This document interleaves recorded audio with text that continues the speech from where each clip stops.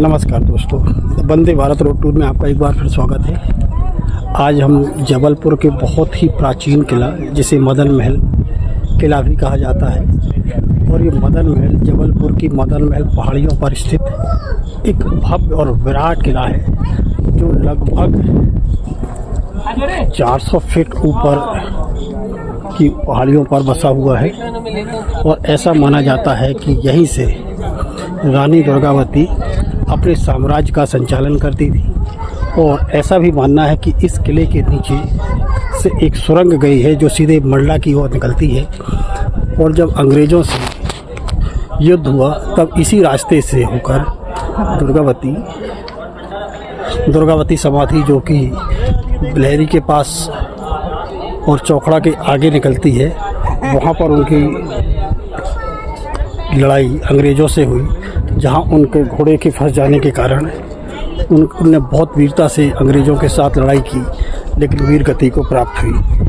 आज यहाँ पर सिर्फ ये खंडहर पड़े हुए हैं सामने। कभी ये भव्य महल हुआ करते रहे होंगे, लेकिन आज ये सिर्फ खंडहरों में तब्दील है। प्रशासन ने थोड़ा बहुत इन्हें बचाने की कोशिश की है, जहाँ थोड़े बहुत पर्यटक आज घूमने आते हैं, लेकिन इस किले को थोड़ा सरकार ने पुरातत्व विभाग को दे दिया गया है, जिसके कारण इसमें रेनोवेशन का काम चल रहा है।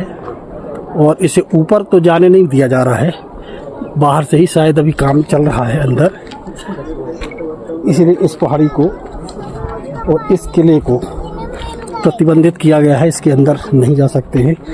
ये कुछ खंडहर हैं जो शायद पहले किसी महल का एंट्रेंस गेट हुआ करते रहे होंगे। अब सिर्फ ये एंट्रेंस बचा हुआ है और सिर्फ खंडहर यहाँ पर। नीचे यदि यहाँ देखें तो कुछ कमरे नुमा आकृतियाँ हैं। ये कमरे की तरह कुछ लेआउट है और उसकी टूटी फूटी दीवारें यहाँ पर पड़ी हुई है।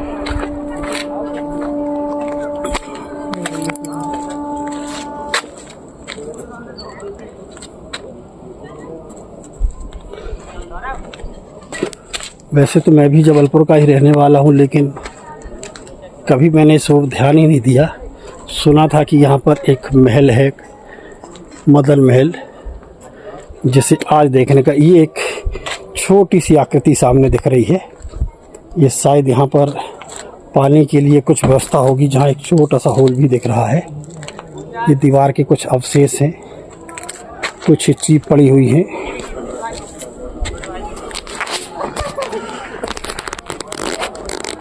इस तरह से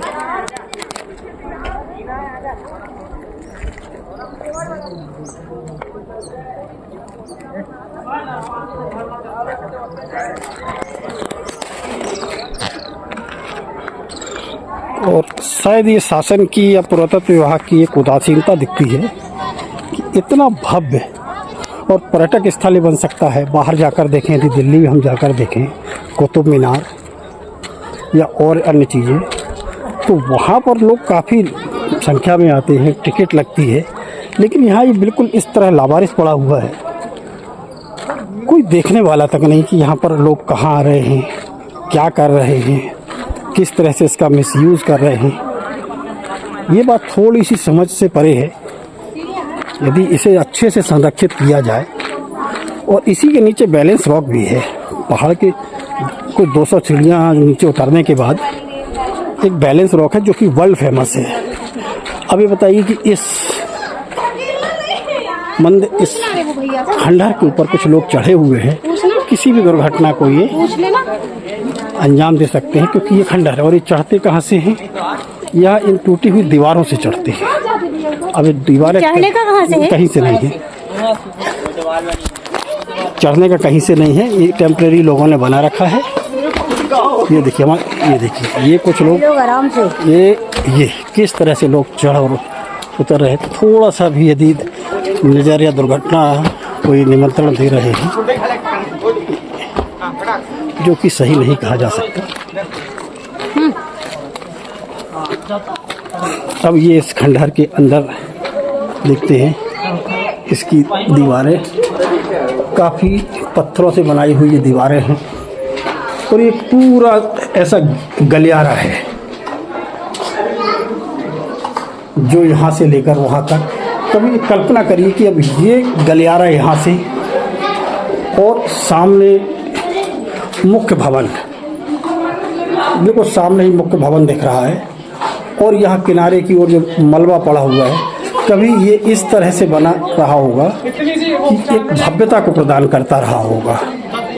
और यहाँ पर राज दरबारी, सैनिक और राजा रानी, और ये इसके पीछे का एक हिस्सा है जो बाउंड्री वॉल से थोड़ा सा कवर कर दिया गया है। तो जब यहाँ पर राजा राज करते रहे होंगे तो कितना भव्य ये दरबार रहा होगा, और इतनी ऊंचाई पर उस प्राचीन इमारत आज भी इस तरह से टिकी हुई है, बिना किसी कंक्रीट के, बिना किसी सरिये के। यहाँ है कहाँ गिले?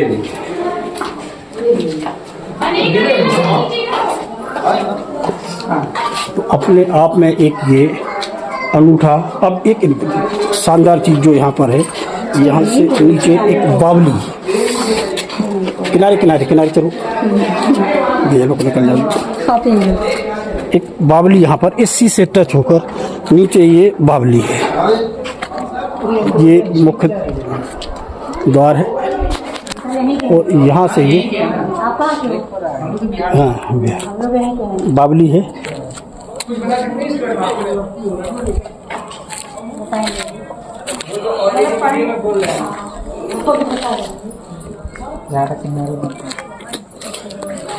शायद इस बावली का उपयोग पानी भरने के लिए किया जाता रहा होगा, क्योंकि यहाँ पानी की ऊपर काफ़ी समस्या रही होगी, और इन चट्टानों से, और ये उसके मेहराब है, खंडहर जो है आज। तो यहाँ से ये पानी की व्यवस्था, और यहाँ एक छोटा सा स्थान जहाँ से नीचे आकर और पानी पर प्रवेश करते रहे होंगे। सीढ़ियाँ भी बना दी गई हैं यहाँ से, और ये उतर कर। अब ऐसा भी माना जा सकता है कि हालांकि इसे बंद कर दिया गया होगा, इसके नीचे से कोई ना कोई एक ऐसा रास्ता जरूर होगा जो महल या महल के उस पार, लेकिन अब इसे शायद बंद कर दिया गया है, क्योंकि ये सब इतिहास की बातें हैं। हमारी मैडम को ऊपर जाने का थोड़ा शौक हो रहा है। अब यहाँ से इस किले की भव्यता देखिए,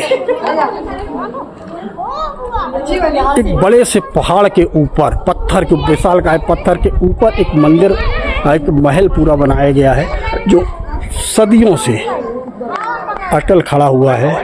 अब इसे क्या कहा जाए, उस समय जब किसी भी तरह की इंजीनियरिंग नहीं थी, तब कौन से इंजीनियर थे वो जिन्होंने इतनी सटीकता से इस पहाड़, इस पत्थर के ऊपर एक पूरा महल तैयार कर दिया। और ना सिर्फ महल, यहाँ पर पूरा एक महलों का संग्राम, एक श्रृंखला बना दी गई, और इतनी ऊपर पहाड़ियों पर। तो मित्रों, आज के लिए इस ब्लॉग में इतना ही। अब यहाँ और कुछ इससे ज़्यादा दिखाने के लिए है नहीं, इसलिए इस ब्लॉग को यहीं समाप्त करता हूँ। मिलते हैं फिर किसी नए ब्लॉग पर। आपको छोड़े जाता हूँ कुछ यादों के साथ, मादान महल की पहाड़ियों के साथ।